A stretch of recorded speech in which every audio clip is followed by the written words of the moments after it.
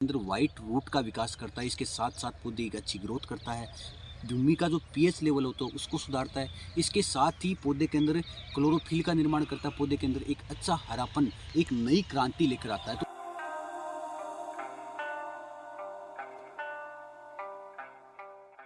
नमस्कार किसान साथियों, मेरे पास इफ्को एमसी का एक उत्पाद है जो कि जाना माना है काफ़ी।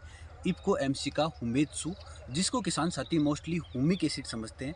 किसान साथियों, मार्केट में अलग अलग कंपनियों के अलग अलग प्रकार के हुमिक एसिड देखने को मिलते हैं, माइक्रो न्यूट्रिएंट देखने को मिलते हैं। परंतु जैसा कि किसान साथियों का भरोसा है इफ्को एमसी का हुमेत्सु, किसान साथी इसको मोस्टली अपने खेतों में हुमिक एसिड के समझकर ही इस्तेमाल करते हैं। तो आज इस बारे में बात करें, क्या इफ्को एमसी का जो हुमेत्सु है वो हुमिक एसिड है या इसके साथ कुछ और भी जुड़ा हुआ है। और इसके साथ ही अपन बात करेंगे कि किसान साथी इफ्को एमसी का हुमेत्सु किस प्रकार से अपनी फसलों में इस्तेमाल कर सकते हैं, कौन कौन सी फसलों में इस्तेमाल कर सकते हैं, कितनी मात्रा उनको इस्तेमाल करनी है। और साथ ही मुख्य रूप से बात करेंगे कि जो हुमेत्सु है वो किस प्रकार से उनकी फसलों में, उनके पौधों के अंदर काम करता है। तो साथियों शुरू करते हैं। शुरू करने से पहले मैं बात करूँगा, अगर आपको वीडियो अच्छा लगे तो वीडियो को लाइक कर सकते हैं, साथ ही हमारे चैनल पर नए हैं तो चैनल को सब्सक्राइब कर सकते हैं। और इसी प्रकार के हम खेती से जुड़े हुए वीडियो लेकर आते रहते हैं, नई नई जानकारियों की।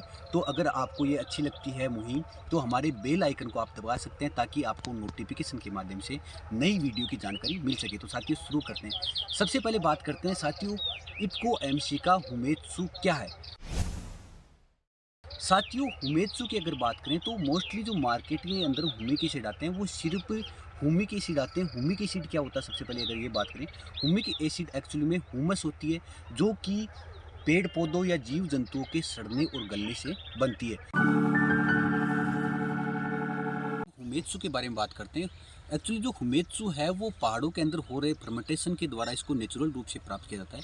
और जो सामान्य मार्केट के अंदर जो हुमिक एसिड मिलते हैं वो सिंथेटिक होते हैं, जो कि लैब में इसको मैन्युफैक्चर बनाया जाता है। और अगर बात करें हुमिक एसिड की, तो हुमिक एसिड के अंदर सिर्फ हुमिक एसिड होता है। अगर बात करें हुमेत्सु की, तो हुमेत्सु के अंदर हुमिक एसिड भी है, फुलविक एसिड भी है। साथ में जो पौधे के लिए जितने भी पोषक तत्व आवश्यक हैं, उसकी जर्मिनेशन के लिए, उसकी ग्रोथ के लिए, पत्तों की बढ़वार के लिए, क्लोरोफिल के लिए, साथ में उसके अंदर फल फूल बनने के लिए जितने भी पोषक तत्व आवश्यक होते हैं वो सारे के सारे इसके अंदर उपस्थित हैं। मतलब एक प्रकार से संपूर्ण आहार अपन इसको हुमेत्सु को बोल सकते हैं पौधों के लिए। तो साथियों ये हो गया हुमेत्सु। और अब अपन बात करते हैं कि जो सामान्य हुमिक एसिड अपन इस्तेमाल करते हैं फसलों के अंदर वो किस प्रकार से काम करते हैं, और हुमेत्सु का अगर अपन इस्तेमाल करते हैं अपनी फसलों के अंदर वो किस प्रकार से काम करते हैं। साथियों, अगर हुमिक एसिड का सामान्य जो 98% जो ग्रेनुअल फॉर्म में आते हैं, अगर उसका इस्तेमाल करते हैं तो उनका जो दाने का साइज़, जो डेल्टन साइज़ होता है वो काफ़ी ज़्यादा बड़ा होता है।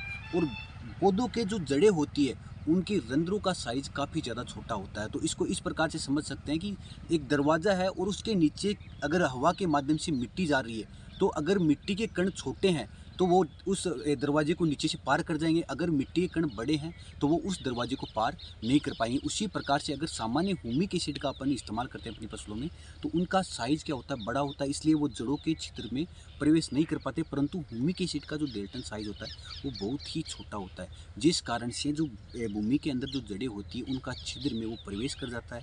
अगर पत्तों तो स्प्रे करते हैं अपन, तो स्टोमेटा के माध्यम से वो पत्तों के अंदर चला जाता है और पौधों को जितना भी पोषक तत्व चाहिए, जितने भी न्यूट्रिएंट चाहिए, वो सारे के सारे हुमेत्सु के माध्यम से मिल जाते हैं। तो इस प्रकार से फसलों के अंदर काम करता है। अब अपन बात करते हैं कि कितनी मात्रा आपको हुमेत्सु की अपनी फसलों के अंदर इस्तेमाल करनी है। साथियों, अगर आपने ड्रिप खेती के माध्यम से, ड्रिप सिंचाई के माध्यम से अपने यहाँ पर खेती कर रखी है, तो आपको लगभग 1 से 1.5 लीटर प्रति एकड़ आपको इस्तेमाल करना है। अगर आप इसका स्प्रे कर रहे हैं तो लगभग 4 से 6 ml तक प्रति लीटर, मतलब 4 से 6 ml प्रति लीटर आपको जल में घोल बनाना है। उसके बाद अपनी फसलों के अंदर इसका इस्तेमाल कर देना है। अगर आप सामान्य सिंचाई के माध्यम से अगर इस्तेमाल कर रहे हैं, जैसे फुहारों के माध्यम से कर रहे हैं या फिर आप दोरों के माध्यम से सिंचाई करते हैं, तो उसमें अगर आपको इस्तेमाल करना है तो लगभग 1.5 से 2 लीटर प्रति एकड़ आपको हुमेत्सु का इस्तेमाल अपनी फसलों के अंदर करना है।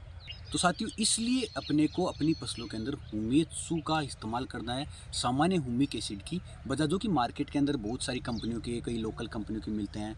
मोस्टली उनका पता भी नहीं होता उसके अंदर हुमिक एसिड कितना, परंतु ये प्रोडक्ट इफ्को का होने की वजह से अपन मोस्टली इस पर ट्रस्ट कर सकते हैं कि इसके अंदर जो भी लिखा हुआ है ऊपर वो इसके अंदर उपस्थित है, जो भी माइक्रो न्यूट्रिएंट लिखे हुए हैं वो इसके अंदर उपस्थित है और अपनी फसलों में इसका फ़ायदा ही होगा, प्रॉफिट ही होगा। क्योंकि जो आप पीछे देख सकते हैं ये फसल है, ये हमारी मिर्च की फसल है, इसके अंदर प्रोडक्शन है वो बहुत ही अच्छा है और इसके अंदर एक प्रकार से फुटाव भी नया आप देख सकते हैं। इसके अंदर हमने उमेत्सु का इस्तेमाल किया था शुरुआती समय के अंदर। अगर इसका इस्तेमाल शुरुआती समय के अंदर करते हैं तो अपने को ज़्यादा परिणाम देखने को मिलता है, क्योंकि मोस्टली ये फसलों के अंदर वाइट रूट का विकास करता है, इसके साथ साथ पौधे की अच्छी ग्रोथ करता है, भूमि का जो पीएच लेवल होता है उसको सुधारता है। इसके साथ ही पौधे के अंदर क्लोरोफिल का निर्माण करता है, पौधे के अंदर एक अच्छा हरापन, एक नई क्रांति लेकर आता है। तो इसलिए आप अपने यहाँ पर हुमिक एसिड की जगह हुमेत्सु का इस्तेमाल कर सकते हैं, ताकि आपको अच्छा उत्पादन मिले, अच्छी पौधे की ग्रोथ देखने को मिले और साथ ही आपको अच्छा मुनाफा हो सके। तो साथियों, ये जानकारी किस प्रकार की लगी? अगर जानकारी अच्छी लगी तो वीडियो को लाइक कर सकते हैं, हमारे चैनल पे नए हैं तो चैनल को सब्सक्राइब कर सकते हैं और ऐसा अपने यहाँ पर